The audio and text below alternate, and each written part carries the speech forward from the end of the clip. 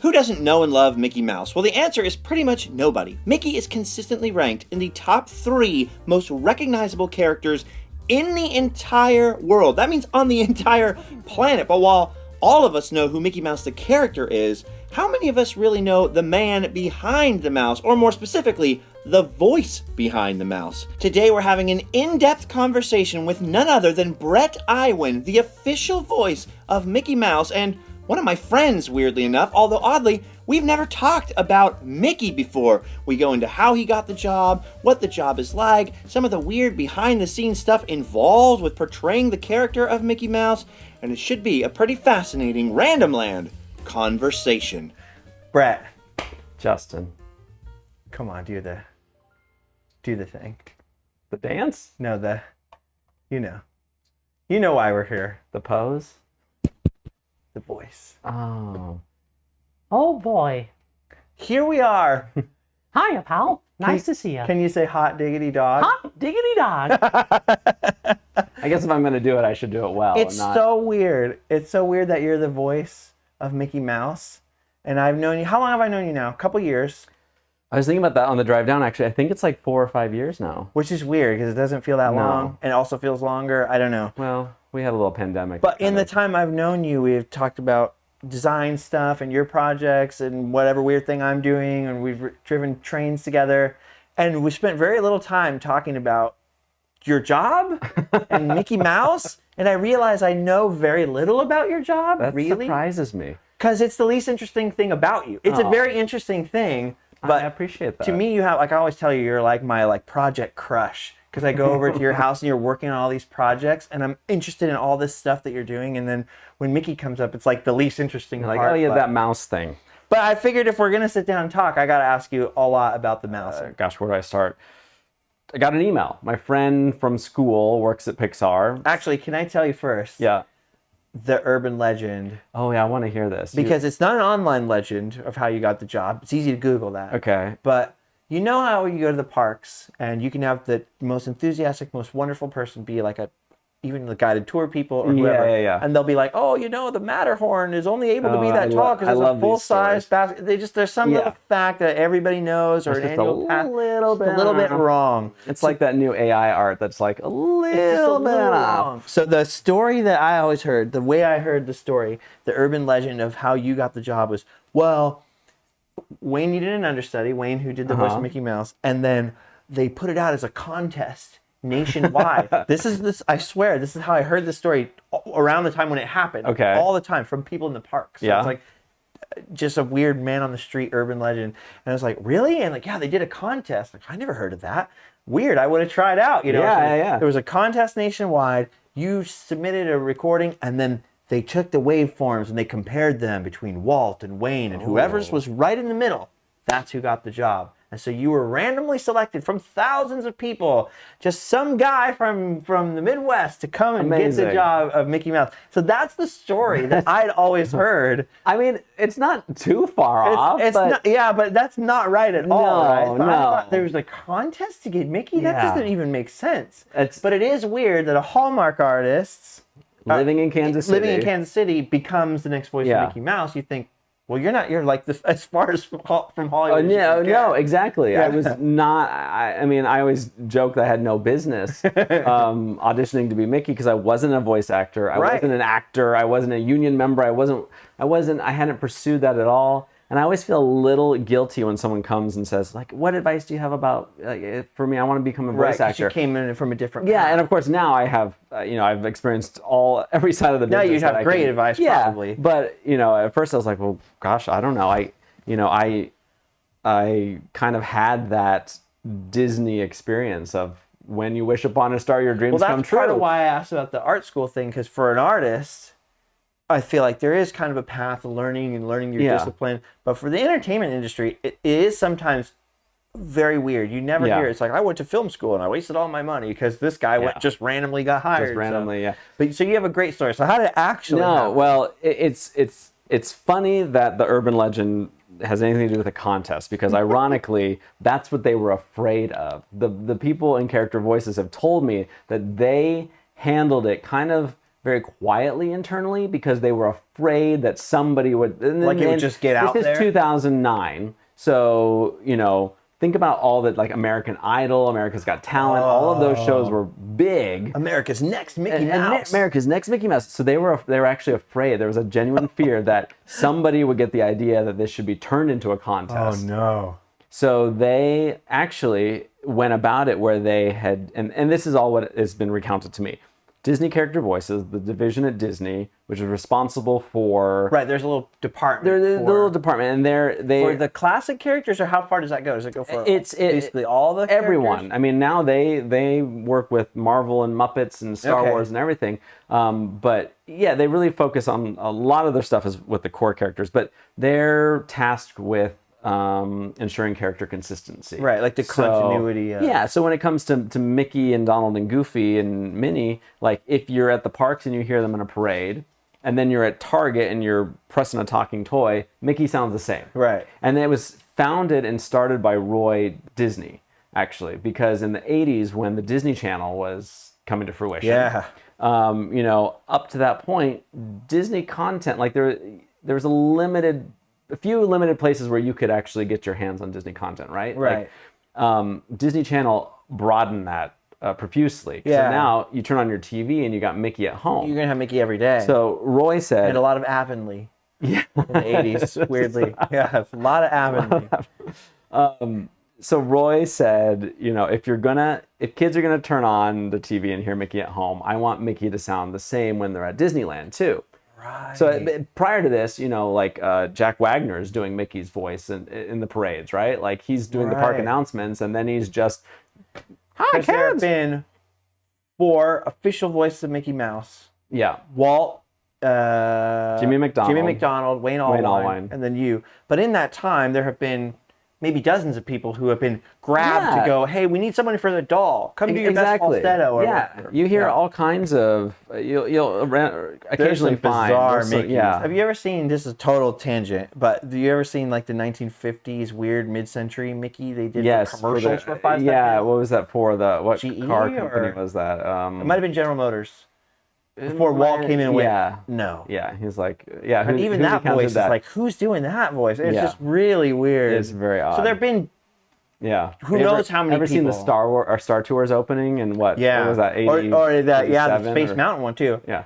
Space Mountain. Yeah, exactly. My friend Adam loves that. We proudly present Space Mountain. Yeah, it's pretty weird. Anyway, so Roy saw the need for some consistency. Yeah. Formed this Smart group- man, Roy Disney. Very smart man. Really all about the legacy, Yeah. his family legacy. So he starts this division. They're tasked with it. That's when that's when Wayne Allwine comes into the picture. Or I guess Wayne had probably been cast before that, but that's when Wayne. But he's coming to take over as like a consistent. Yeah, he was like the official Mickey voice Mouse. at that point. Yeah. Anyway, so that division, that's what they're responsible for. So they went the typical routes. They kind of reached out to their agency partners Right. and said, "This is what we're auditioning This is for." because Wayne's getting older, 'Cause Wayne, not in great health. Wayne was having some health difficulties. So unfortunately, he was experiencing complications due to diabetes, and it was just he was going through a lot, and it was taking its toll on him Yeah. vocally. They were working very closely with him to record at home and do everything they could to But they help knew him out. it's like, okay, we might need the next Yeah, it was, understudy. Mickey is a trick voice. It's a Yeah. falsetto voice. It's not normal to speak in a falsetto voice. It's Right. not normal to sing in a falsetto. Like Everyone thinks they can do Mickey. Yeah. Everyone thinks it's just, and they always go too high. It's there. Everyone's like, hi, Mickey Mouse. That's not even it. But the hard part is, okay, even if you do a good Mickey for, oh boy, or whatever, Yeah. try doing it for 5 minutes. Most people will lose their voice pretty quick, I think. sustaining it, but then also acting and having the character, and what mannerisms, and all that stuff. So I forget where I was with the story, but why they were needing an understudy. oh yeah, so Wayne, they saw the need and the timing was appropriate for them to start entertaining the idea of finding someone for Wayne to understudy, so that Right. he could kind of pass that torch. He'd been doing it 32 years at that point, right? Like Wow. he first got cast in '77. It was 2009. So. Probably right after they heard that Space Mountain voice. That's right about that. They were probably, we need to do something we gotta do about something this. about that. Yeah. So they start with the agency route. What I've heard is that they didn't really get a lot of submissions, and they kind of attributed that to the fact that the voiceover community is fairly small. Right. And so other voice actors knew Wayne and may have felt uncomfortable auditioning against him, right? Like they didn't want to step on his toes. Right. At the same time, Mickey is a voice that tons of people are jonesing to be responsible for providing. I've heard so many stories that of people within the studio even that tried to replace Wayne because, well, you know, this director thinks he does a really good Mickey voice, or his brother does a really good Mickey voice, and so that story of that's not an uncommon story. I'm sure everyone out there, everyone thinks they're like, I do a great Mickey. I do a great one. So anyway, Wayne had to deal with that, but they decided to look for an understudy. Agency route wasn't working, so they decided to keep it internal. They reached out to Pixar, Walt Disney Animation Studios, and the general studio lot. And they sent this email out that said, do you want to be the voice of Mickey Mouse? And it outlined who Wayne was and why they were looking for an understudy. And just within the company. Just within the company. They provided an MP3 with samplings of Walt and Wayne because they explained that this is a legacy voice. The point of this is to be as consistent as possible. They were looking for someone who could sound like Walt and Wayne. That's where that part of the urban legend comes from. That's where the urban legend comes from. Yeah. So the MP3 wasn't like, and from what I've heard, they did not compare WAV files or whatever. I hope not, because my first audition was literally over a phone. Because what they did is they sent that MP3 and then they had a phone line set up. They set up a voicemail so that people would call in and leave their submission. Because they anticipated getting a ton of response from this just internal thing. And I'm thinking, it's 2009, so it's not like now where it's really easy to send files. Technology now they don't would want be like emailing log files. onto this thing, report it, whatever. It would be easier to just call a voicemail, but that is so it's weird. So weird. Imagine being the person who has to check that voicemail. Yeah. Here we go. Oh, I know. I was every day I was listening to.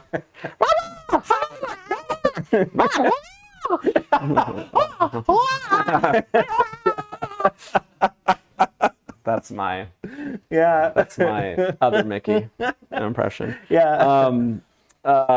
So going back to how I get into that, my friend who worked at Pixar, still works at Pixar. That's Ren and Stimpy Mickey just screaming. She got the email. She knew I was a huge Disney fan because we go to Disney parks all the time, and I didn't really talk like Mickey a lot. Other than saying, oh boy, I don't really remember being aware that I could say more than that. Okay, so your friend at Pixar is the one that's like, oh, Brett's got to do this. Brett's a huge Disney fan, and he does. You're saying Mickey you don't even impression. know why. No. I mean, Okay, I so you knew did why. have a I'm saying I don't impersonation. know that my Mickey impersonation went beyond. Was it really different than how you would do that now? Do you think? Yeah, I mean, it probably had similar tones because my voice is my voice and my falsetto is my falsetto. The nuances, I'm sure, were a little bit different. But I will say, being the Disney fan I loved listening to Disney soundtracks, specifically, again, going back to the parks, anything that had to do with the parks parades. Yeah. And when was it? 2001. The Year of a Million Dreams. Is that the Year of a Million Dreams? Celebrating Walt's 100th birthday. 2001. They came out with One Man's Dream or something. I forget what the campaign was called, but there was this great parade that came out. One Man's Dream, I know, was at least the exhibit for him. Yeah, the exhibit, yeah. Maybe a year, I forget. Anyway, they have this parade in Magic Kingdom with the big snow globes, and Mickey was in one of them, and I used to be able to recite that parade verbatim because Mickey would come down and, he'd say whatever he would say. I forget, like, Say, those mouse ears look sort of familiar. See, that's There's Disney awesome. princesses around here. And that's just my Minnie. something like that. But anyway, my ear was in tuned to specifically Wayne's Mickey, right? Like I heard that a lot in Fantasmic. You know, I could go into that story, but that was my favorite. I listened to that, and that's actually how I think you're so powerful. Yeah, I mean, those lines are iconic. Talking along with Fantasmic as a kid is where I first remember thinking like, oh, I kind of sound like Mickey. I can do that sound. That's awesome. But again, picking up on a lot of again, this is not me bragging, but I have noticed that I have a ear that can like distinguish. Well, you must. You got the job. Well, spoiler alert. No, but like I thought I had a really good permit. I won't make you suffer. Oh, for it, but yeah. I was like, Maybe one day I'll get to meet Steve and give him my Kermit my or God. whatever. I think it's better than modern Kermit. I'm but sure he'd love that. Everybody probably thinks they have a better gonna Kermit. say, Everybody thinks they have a better Mickey. Steve appreciates the impressions, I'm sure, just as much as I do. Hi ho, they're right in his face. All hi ho, but I've never done. See, okay, so Phantasmic would be this is a good. good little tangent, but people, maybe I'm getting ahead of myself. I never met Wayne. Yeah. Okay, and I'll get to that point first, but I always say, like, if I had met Wayne, I would have been terrified to do the voice in front of him. I mean, I would have had to in a professional context if I was truly his understudy. Sure. I would have. Sure. But I would have been terrified. you mean even like meeting him if you'd at a convention or something? Yeah, you wouldn't probably go up and go, I pal. think I can do a decent Kermit the Frog. I used to sing along with Mickey's Christmas or Muppet Christmas Carol all the time. Yes. I'm not going to do it now, and I would never do that in front of Steve. To Steve, yeah. Like, never. And I'm not, so you know, funny. and when I say I think I do a good, but That's like, why to my ear, I would that only kind of ever sounds do a like it, bad but- Mickey to you. Yeah. Because I'd be like, that'd be weird. Well, you did kind of, you're starting to verge on like a decent Mickey. Oh, and then I go, I heard that. No, I don't do And that. I was like, not on purpose. Anyway, so my friend sends me this stuff. I get this email. It was a very surreal moment. I had literally been talking to my dog as Mickey that day. So you called? So how long did you have to prepare? So the phone line was, the audition lines were open, I think, for like 3 months maybe. And the email even said, the lines are open for a while. We encourage you to practice, submit. Don't call us, we'll call you. Type of thing. Sure. I was so excited. I think I maybe waited 2 days, 3 days at max. And you call a random phone number. Call the random phone number, and I was like, "Hi, my name is Bret Iwan, and this is my Mickey impression." And I'm sure it was like a mile a minute. Sure. You know, because it was Walt's lines from Society Dog Show and Brave Little Tailor, and then Wayne's lines from The Three Musketeers and the Mickey Mouse Clubhouse. Wow. Three Musketeers is a deep cut. Yeah. I feel like no one... No, is that on Disney underappreciated. Plus? It must be now. Yeah. So good. Yeah. So well done. Directed Weird. by Donovan Cook. I haven't thought about that in a long time. Oh, it's so good. And it really warm performance from Wayne, actually, which is, yeah, cool. I'm trying to think of the line now. It's like... Just look at them, fellas. That's going to be us someday. I just know it.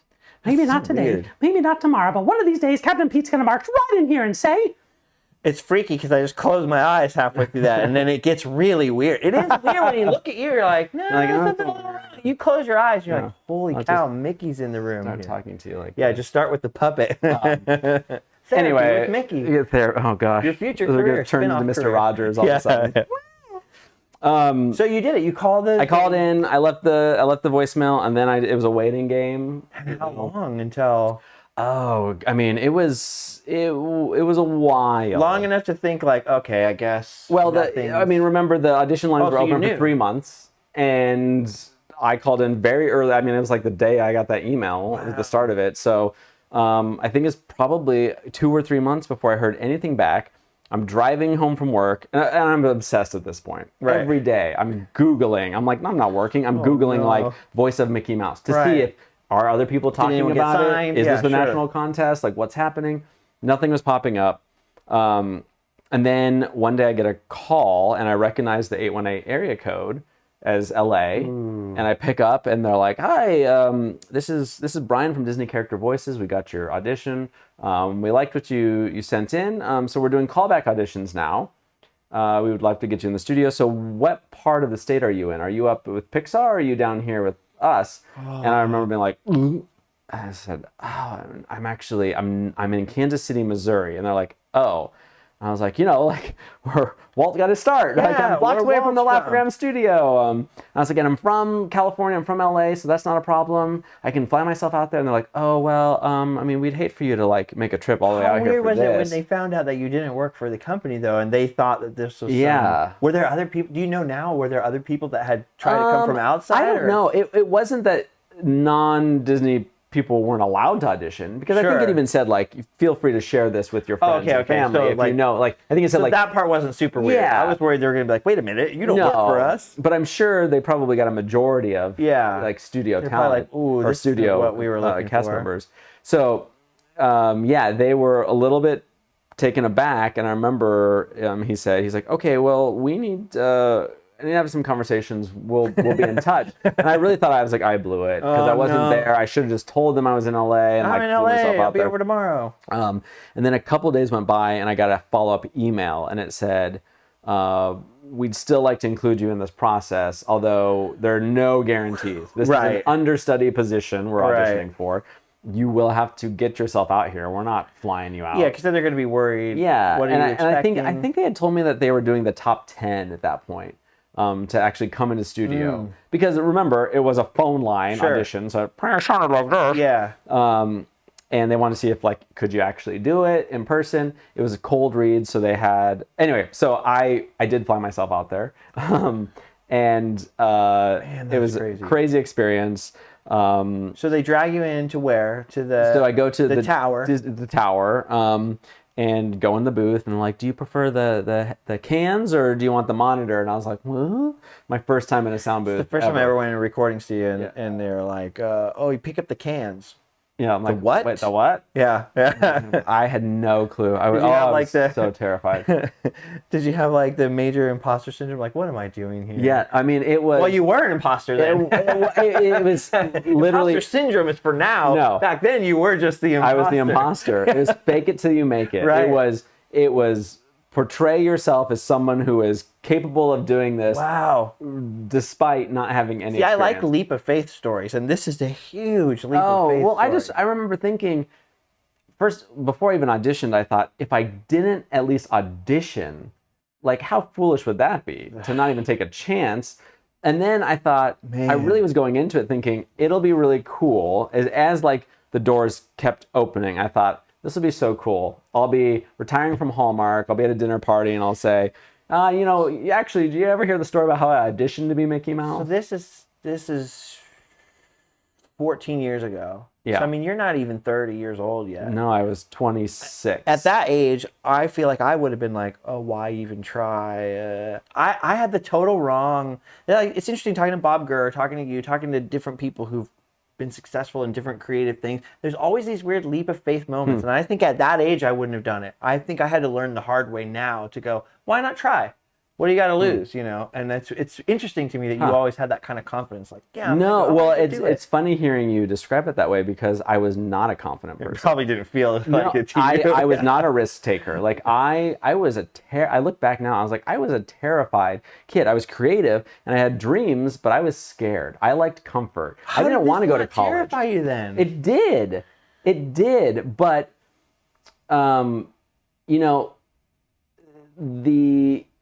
the emotional side of this story is that when I got that email, I cast it off like it's a joke. I was talking to my dog as Mickey. I literally, that day, was at home working on a project. I was talking to my dog, Lily Bell, named after... I miss Lily Bell. I miss Lily too. Don't get me crying. Sorry. But I was talking to Lily and it's like, oh, Lily, you're so cute. Oh, Lily Bell. And I remember thinking, oh, that kind of sounds like Mickey. And I promise you, same day cross you got my the heart, email. I said, I maybe, I don't think I said it out loud, but I said to myself, I was like, man, whoever has that job is so lucky. Can you imagine being the voice of Mickey Mouse? That's so cool. Then I open my email and I get an email that says, do you want to be the voice of Mickey Mouse? My heart stopped. Like, so you talk about a leap of faith moment. That was a... Like it had already happened. God moment. Yeah, like it had been lined up. That was whatever you want to call it, the universe, whatever. That was out of my control. I opened this email and it was like, it felt like a movie. Like I was like, this is not everything reality. Brought you to this weird room. Yeah, I thought, oh, my friends are punking me or something. It was like, what's going on? Not everybody gets to experience that in life. I feel very fortunate that I've had that and so many and countless other experiences where I'm like, is this like real? What's happening? But I think because of how out of left field that was, like it literally fell in my lap. I opened my laptop, it's there. I knew it wasn't really a choice. I didn't have a choice of what was I going to take this leap of faith. Like I had to. If you didn't try at that point. I had to. Like me of all people, Mr. Little Disney fan, crazy. Who had been doing the voice. Then it wasn't cool. No, it wasn't. There's a huge fandom in general is cooler now. Exactly. But especially if you were into Disney stuff, I feel like the 90s, especially into the 2000s, had a much more like cynical, like You're a Disney nerd. That's for kids. Disney dork. Why would you? And that was a big part of why my friends knew I did a Mickey impression is So because it served you well. people would be like, Brett, he's such a Mickey freak. Oh, Like, he's one of those. Yeah, I am. like, oh, I'm gonna join you in making fun. Especially because you're one of the ones like, yeah, I know about Walt. Yeah, exactly. Did I'm like, you know oh, that Walt used to deliver newspapers? You know, like, yeah. But that's so cool. So Yeah. you're in this booth. What are they just? Yeah, so I'm in the booth. Just go for it. You know, it was to see if you could take direction. It was Sure. but and all To that see if you stuff. could do it. It's all such a blur to me because I had no clue what I was doing and I'd never experienced it before, and I was nervous as all get out. So it was probably a 45-minute audition. I did that. When I was done, they thanked me. I remember Rick Dempsey, the SVP of character voice at the time, was like, "Man, if I were you, I would have flown myself out here too." So good job with that. That's good. Yeah, he did. I remember he reiterated. He said, "This is an understudy position. Wayne Allwine is still the official voice." Right. He said Wayne would have loved to be here, but unfortunately he had to go to the hospital today. So he is already. Yeah. So and now looking back, I know that he went into the hospital and unfortunately he never came out. Right. But I flew myself back to Kansas City, went back to my life and my job, even more obsessed. A couple months went by, and in my routine Google search one morning, there was a response about the voice of Mickey Mouse, but it was the headline that Wayne had passed away. Ooh. And then I knew, I was like, math oh, changed. the game's totally changed at this point. And it wasn't too long after that I got a call, and they said, I'm sure you've heard the news, and unfortunately, Mickey has to keep working. And so we're revisiting this, and your audition was one of our top favorites. And if you're interested, we'd like to start using you on a trial basis. Well, yeah, because they have a gap to fill. They have a gap to now. fill. You know, they had put off a lot of projects because of Wayne's health, and then because of this audition process. How much do you think it helped to be an outsider at that moment? That somebody beloved that had been there 30 years, and because they must have had other people in the running.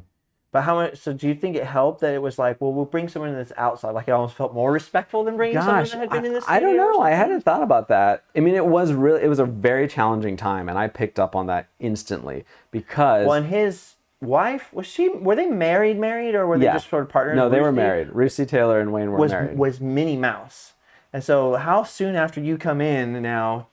Do you have to meet her? I didn't meet her for a while. Oh, really? Okay, Yeah. so she wasn't really involved in that either. No. That would have stressed me out. Like, Yeah. oh no, Mickey's gone. But in the same way, everyone, it's a very small department, and they're a family. So they were must have mourning. played your audition though to people then too, right?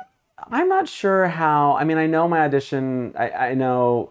I'm curious. Eventually, if the like other it went to characters like. had a... I know Roy Disney did hear it. He was no longer Did involved in Wayne the ever company. hear it? I don't think Wayne heard it. That's interesting. I would assume Rusey probably didn't. It probably just would have been really painful for her at the time. Yeah. I know, of course, So Bob yeah, Iger. like you're saying, heard a it, very small select group. But so I came into that, and it was So were they nerve-wracking enough. supportive, but or were they like, oh, here no. comes this new guy, and we're all sad No. about our old guy? And They were extremely supportive. Like that must have been even more scary because now you're not stepping into the shoes of, cool, I get to understudy, and Yeah. one day I'll get to be. Yeah. It was like, oh no, we need you now. You're not going to get any training. Like, step up to the plate. Like, do or do not. There is no try. And it was extremely nerve-wracking. They would fly me out. They'd have like a stockpile of projects. I'd do them, and then I'd fly back to Kansas City. Do you know what the first one you ever did was?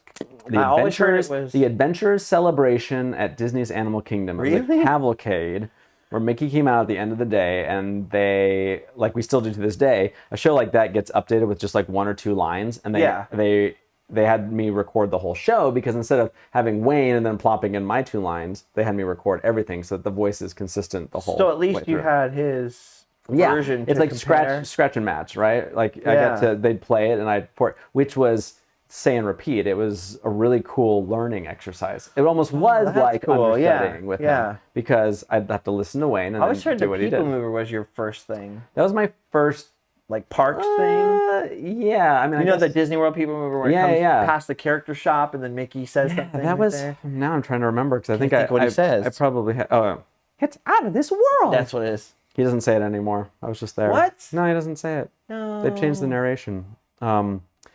Yeah, so, but no, they were very supportive. I wore this Extremely just for you, supportive. by the way. I love it. Okay. I'm so jealous of it.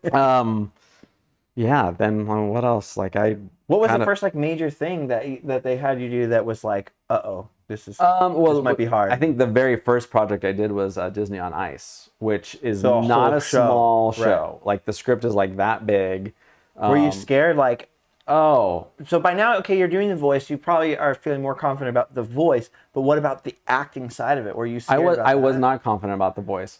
In the early days, I would take a sip of water after every line read because it was a nervous habit, but my voice, my throat would get so dry and scratchy. Dude, when I was in the band and I was go to sing, I wasn't a singer. I wanted to play guitar. I didn't want to be a front man. They put me in the position of being a front man. And those first couple shows, I would lose my voice after 2 or 3 songs because just being nervous makes you, you don't understand, makes you it's dry up. adrenaline and everything. Yeah. Until I learned to just keep drinking water. So there's a good reason for that. I remember one of the directors one time was I like, could "Are you just gonna feel it. are you gonna drink after every time? Like, is it hurting you?" And I was like, "No, it's just habit." Yeah. But that and the laughs were always terrifying. It's a good habit though, because if you're doing any kind of voice performance like that, Yeah. and you're nervous, that's the first thing that'll happen. You dry yeah. up and you start cracking and you're done. Terrifying. Oh, it was, yeah, I was not comfortable with the voice. The acting I was running off of really, and it was so stilted because I was going off of what I could remember Wayne, in my mind, what Wayne's line reads were. The good right? thing is though, is that like I was watching a lot of old Mickey shorts when Walt was still doing the voice, like in the 30s, and there's some that are like he's great in, and there's other ones that you can tell it's like, all right, boys, I have 5 extra minutes. Let's record this Mickey short, and some of the dialogue is like really poorly acted, but it's Walt, so you have to love it. But it's like really funny. Like we did a project. we're gonna go hunt. We might get a bear or whatever. It's like he's really like he doesn't do the line. It's pretty good. Beans! Ah! I mean, that's actually one of my favorite cartoons. Beans! We did a project called, what was it called? Have a Laugh. They condensed... What's the name of that one with the beans and the hunting? The Pointer. Okay, so that one's funny too, because I was going to bring this up later, but Mickey in that, he says a lot of stuff to Pluto, like, you bonehead, and you stupid, whatever. Yeah. Like, he's basically chewing him out all the time. Like, do you ever get to say lines like that now? No, I don't never think they let anymore. Mickey talk like No. that. There, I mean, Mickey and the Seal, and it was actually a Jimmy McDonald performance, but he goes, Pluto, you big clown. I love it. I love it. He's Now like, it's always you like, bone- now he it's like, goes on and Pluto, on I'm about not Pluto. mad. Yeah. like, He goes on and on about how stupid Pluto is. Yeah. And at one point, he even says, like, when he's hitting the bear, he says something like, stupid? Yeah. Like, I never heard Mickey say stupid people. I love that. That's one of the best Mickey cartoons. I don't know where I was going with that. That's funny. But yeah, that's how long did it take you to get comfortable? And then, like, how long did you felt man. like, okay, I'm all right? A decade. I mean, if Really? I'm being honest, there's still moments where I'm like, ooh, and you know, it's like, because the variety of projects I work on and the frequency with which I'm in the studio and being affected by allergies and weather and all that stuff. Like, there's no day I go in that Mickey is Well, and is falsetto easy voice or is not easy to. yeah. Well, put it this way. I was going to ask you how often do you have to work? Because Mickey, let's just go through the list of different stuff I can think of. I'm sure you can add a lot more. You have theme park parades. There's all kinds of announcements and stuff. Yep. So theme park stuff. There's all kinds of merchandising. I mean, everything you could think of in the world. There's Disney. What is it, Mickey? What's the name of that show? The Disney Junior show. Mickey Mouse Funhouse. Mickey Mouse Funhouse. Mickey Mouse Clubhouse. There's all these different, so there's the TV shows, and then there must be all kinds of stuff I can't even think of. The cruise ship stuff. There's cruise line, there's video games, there's a lot of just like internal corporate dialogue.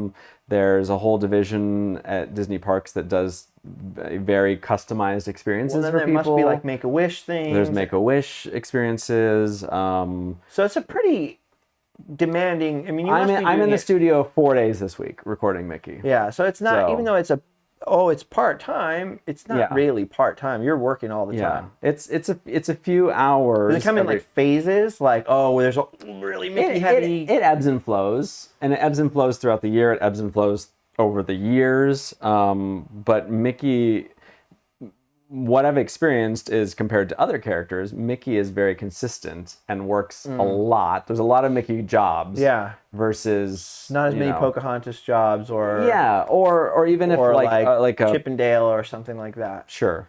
But so do they now? Does each division of the company, everybody that needs Mickey, do you have to deal with them all separately, or the character voices department, do they kind of come to you and go, we've got a whole slew of different stuff? Yeah. Do they send different directors in there with the booth to see you? So I don't really know how voice acting really works. It's a great question actually. Disney character voices is like the middleman between. It's supposed to be. Sometimes things that way happen. they can manage your schedule better and kind of yeah. But an interesting thing that happens is, like, let's say Consumer Products has this talking toy that Mattel is going to create, their licensee, whatever. Well, Mattel has to submit their script for Mickey, and then Disney Character Voices has to vet that script and make sure it's appropriate for Mickey. It's in Mickey dialogue, and then they'll coordinate via my agent the recording session that I'll come in, and then Character Voices has 2 creative directors who switch off directing the sessions. Interesting. But then TV animation is a whole other thing where they've got their own casting department and their own vocal directors who work on the shows, and we're working with the vocal director and the director of those episodes. And so I'm just wondering how complicated that gets, because it must feel sometimes like there's everybody needs Mickey. It's complicated in terms of like knowing who I'm working with and really trying hard to remember the different people of the different divisions, because whatever division will usually be in on that session. But then it's also complicated in realizing that not a lot of people within Disney understand how it works. Right. So they don't know. A lot of times they don't know that they should go through character voices. I found myself in several situations where I'm like, was this vetted through character voices, or was this project taken through this route? And they're like, no. And I feel like the bad guy. Like, I shouldn't have to be that person explaining the process. Right. But I've also got the front row seat to it to see because that probably wouldn't when be the system instinctive falls through. if you work for some part of Disney. Like, well, we can just go grab him. He works for us, right? Like, I know. I've met Bret. So, but that must be hard. So there must be times where things line up, and it's like you have to do a whole lot of different stuff at one time. Yeah. That's interesting because, that's what brings me. That's why I asked about the collaborative thing at Hallmark. Is that you'd already learned to be part of a bigger whole. Like, then it has to go to copy, it has to go here, it has to go there. And now you're part of a different kind of, like, I don't want to say assembly line. It makes it sound like not personal or something, but you're a different part of a different process. It's a different process, and it's at times frustrating for me because I often say I have the best seat in the house. I always wanted to work for Disney. Yeah. I thought I wanted to be a Disney animator. Well, now I get to work in Disney animation and in Disney Imagineering and parks and in consumer products. I get to see and touch in all those different What's avenues. your favorite part, though? It has to be the parks. It's usually the parks. Although, I mean, the Mickey Saves Christmas special we just did, I was really proud of. I texted Stop motion, you, like, is it weird that I'm proud of you? I know you've been Mickey for a long time and done a lot of stuff, but you got to be in a stop motion Christmas. It's going to be a classic forever. And it had amazing music. I was really proud of that. Also, you were in that documentary, speaking of animation, and that was cool that they animated Mickey through his history. With traditional animation. And then they working bring you in with Eric Goldberg. A big problem with that documentary, though, I don't know. They could have got more stars for me if they'd had more Bret Iwan in there. I thought there was going to be more with you, like, let's follow Bret Iwan for a whole day and see how he does his thing, and it wasn't like that. I felt very honored to be a part of it at all, and I thought what they used of me was great. They totally cut out my ugly crying. I want a whole Bret series so. on Disney Plus. You probably could have one because of all the other projects, which I want to get to really bad, but I had to ask you all the Mickey questions. I have to. Yeah, no, you have to. Well, what'd you think of that, Mickey? If you guys enjoyed this portion of our Random Land conversation, check out the full conversations by becoming a member. It's down below in the description, all the details, and you can see the 2.5-hour long interview that we did with Mickey's friend Bret, and so much more over there. We got podcasts and we got extra vlogs and all kinds of stuff. I just want to say really quickly before we see you real soon that the studio environment and the filming of the Random Land Conversations is sponsored by Fandom Productions. You can go to fandomproductions.com/Haunted Orange County to do all kinds of weird ghost tours and paranormal stuff all over the Orange County, Southern California area. So special thanks to them and my buddy Tyler for sort of producing it, getting everybody all in the same room. And of course, our special guest, Bret Iwan. Is that all? That's all for now. M-I-C. See you real soon. K-E-Y. Why? because we like you. M-O-U-S-E.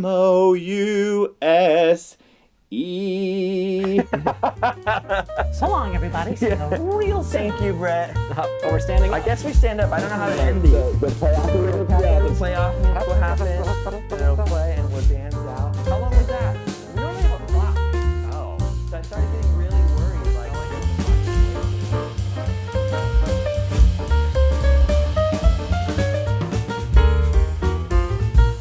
Get out of here.